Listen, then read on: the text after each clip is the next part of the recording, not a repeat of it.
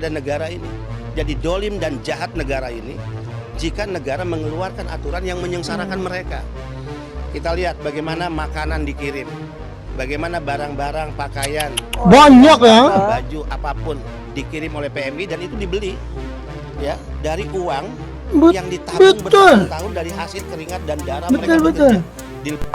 Indonesia katanya bilang gini, saya pakai deposit iya karena you pakai permit, kalau UIC semua free. Ya.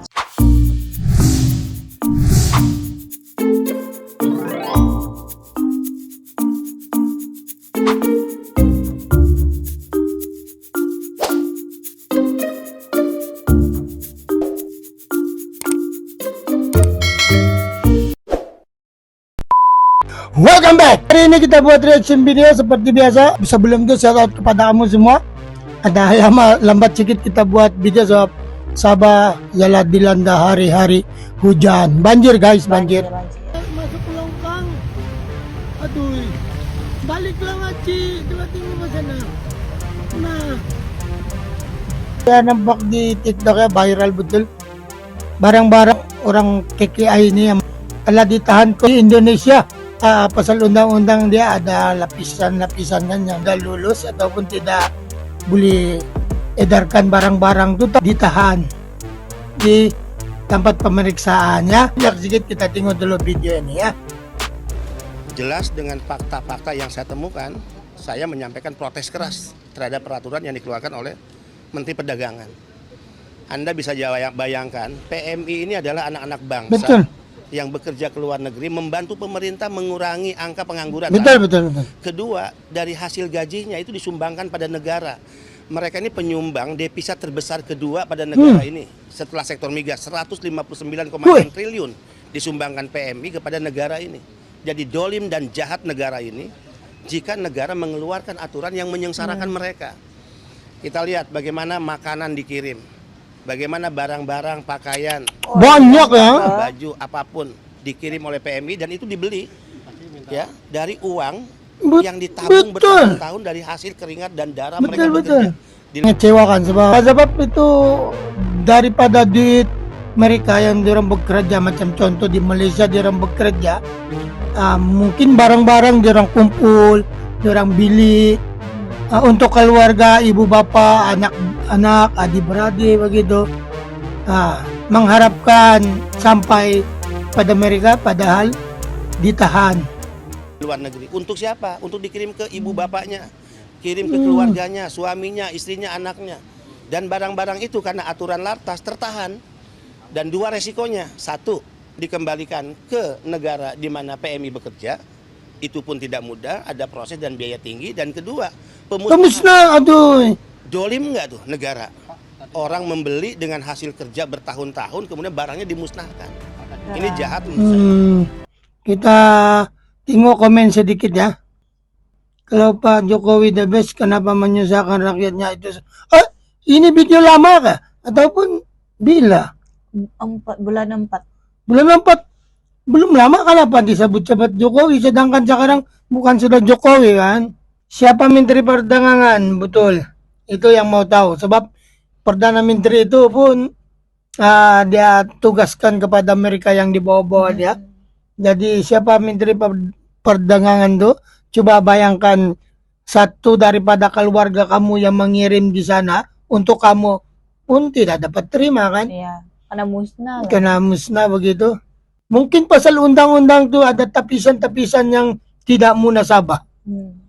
Itu tapisan-tapisan tuh karena undang-undang tuh karena review balik mah. Jadi mungkin ada tapisan-tapisan tuh macam ini tidak boleh masuk, itu tidak boleh masuk. Mau kena cukai dulu ini apa semua. Kasihanlah orang miskin juga yang bekerja di luar sana, bukan orang kaya ya. Dan kita baca itu ya. Menteri-menteri di zaman presiden sekarang bagaikan binatang. Gak mikirin rakyat kecil. Aduh ya, itu sejalan dulu kita, sebab makin dalam kita baca kan, makin sakit pula ada orang cakap. Makin banyak luahan hati. Ya, jadi kita tengok seterusnya mengapa itu. Ini dihujat karena bela Malaysia. Ya, kadang-kadang begitulah kan, begaduh-begaduh masal Indonesia itu macam mempertahankan Malaysia. Tapi saya juga tidak berapa suka begitu macam yang mengkhianat apa ini dia punya negeri sendiri. Dia macam dia khianati dia punya negeri sendiri. Tetapi macam saya tengok lama-lama saya tengok macam okey juga sebab bila dia orang cakap Malaysia tu bagus, orang Indonesia cakap Malaysia tu bagus. Dia punya kemudahan sini begini, murah begini, macam hospital murah, segala apa ini makanan murah. Macam dia mau sampaikan pada kerajaan Indonesia, dia mau sampaikan macam satu keluhan hati itu. Ya, Tapi supaya rakyat dia tidak pergi lah. ya jadi tapi yang lain orang mengomen macam salah anggap, macam ini orang pengkhianat. Begitu. Saya pun pikir begitulah dulu lah, tapi lama-lama saya tengok, oh betul juga lah, macam dia menunjukkan orang-orang itu menunjukkan yang kenapa Indonesia tidak begini begitu. Nah, patut Filipina pun begitu. Kita nampak, oh sini bagus, patut Filipina begini, begitu juga. Yeah. Kami pun banyak yang begitu. Bila pergi Indonesia, putih-putih orang punya support bola banyak Kenapa kita tidak gitu? Kami pun begitu. Jadi mungkin tidak salah ya, minta maaf banyak-banyak. Mungkin tidak salah ya orang-orang Indonesia yang meng-compare, membandingkan negara Malaysia ke Indonesia. Mungkin tidak juga salah. Yang penting jangan salah cakap. Jangan tuh yang tiada asasnya, macam fitnah begitu. Jangan yang begitu, tapi kita pandai juga dengarlah, betul ke tidak kan? Oke, kita tengok video ini. Untuk Mbak ini ya yang katanya saya bela Malaysia, saya bukan bela karena memang saya sudah tinggal di sini. Jadi orang sini suami IC merah, anak IC biru. Memang kemudahan di Malaysia ini memang sangat bagus. Dari playground, parking, hospital, sekolah, semua gratis, free untuk IC saja, untuk IC Malaysia lah, macam KTP lah. Hospital saja satu hari RM1 saja, nggak ada lebih. Kalau mungkin cas bukan satu hari lah, satu consultation lah. Operate pun tak sampai banyak, paling 200 saja lah. Kalau di Indonesia minta maaf ya berjuta-juta sampai orang nggak mampu. Kalau di sini miskin kaya semua sama. Jangan bilang sama di Indonesia, di Manila pun sama juga. Kan? Lepas itu untuk warga ada yang ngomong lah, untuk warga Indonesia katanya bilang gini, saya pakai deposit iya karena you pakai permit, kalau you IC semua free. Semua free.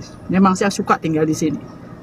Ya Mbak ya, kena paham ya. Mbaknya kalau merasa tinggal. Kalau itu saya akui iya geng, di Malaysia itu lebih banyak kemudahannya.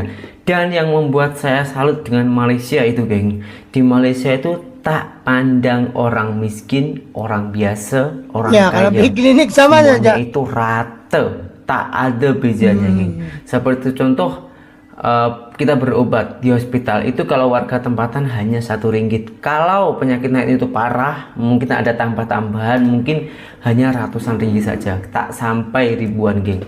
Dan itu geng, perobatan di Malaysia itu yang bayarnya RM1 itu setiap bulannya tak ada bayarnya geng, tak ada bayarnya. Sangat telah Indonesia mungkin bulan ada bayar lagi ya. Kalau di Indonesia sekarang ini dikuncangkan ataupun viral sekali dengan TPRA geng.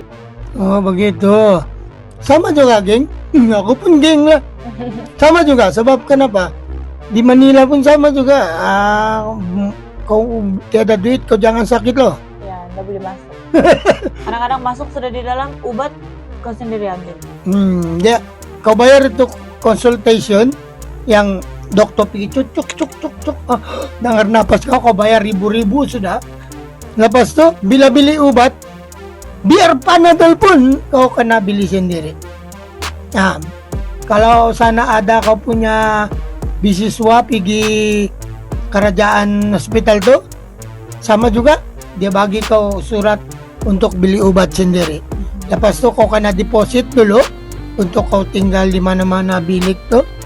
Kau tetap kena deposit dulu. Lepas tu bersedialah dengan kipas-kipas kau ya. Bersedia. Jadi kau sakit tambah sakit. Lebih kurang.